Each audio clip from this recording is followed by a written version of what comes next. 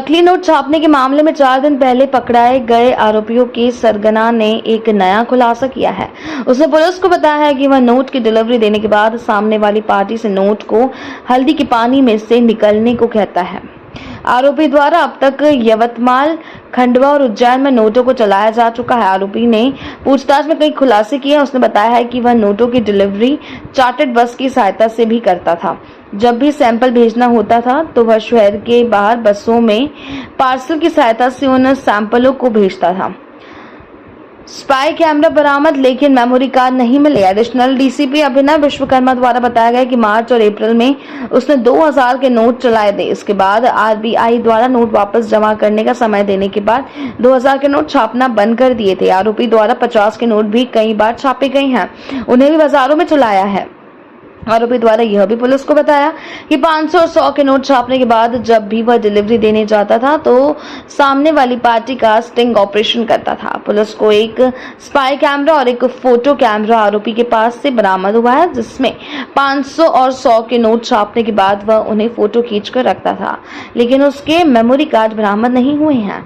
नोटों की डिलीवरी देते वक्त करता था स्टिंग ऑपरेशन। आरोपी द्वारा स्पाई कैमरे की सहायता से इसलिए स्टिंग किया जाता था कि सामने वाली पार्टी को कितने रुपए दिए हैं और कितना रुपया सामने वाले के पास गया है, वह पूरा रिकॉर्ड रखना था।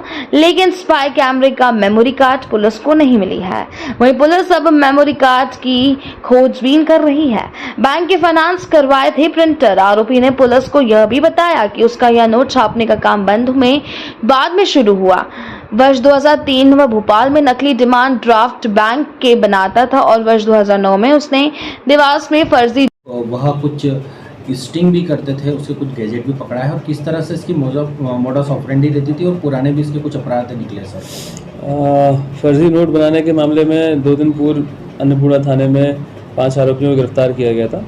उसमें पूछताछ के दौरान में कुछ चीज़ें सामने आई हैं कि ये इससे पहले देवास में और भोपाल में फर्जी डिमांड ड्राफ्ट बनाने के केस में इनको सज़ा हो चुकी है और ये जेल में भी रह के आए हैं। इनसे पूछताछ लगातार जारी है और इनके आपराधिक रिकॉर्डों को सर्च किया जा रहा है।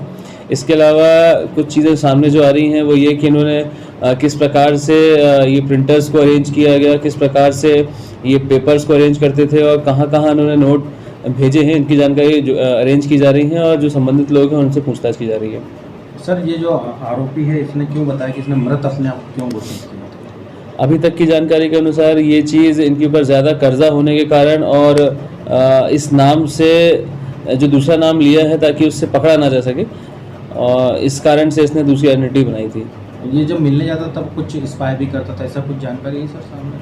अभी पूछताछ लगातार जारी है इसमें और पूछताछ में अन्य चीज़ें आ रही हैं जिसके बारे में तस्दीक की जा रही है।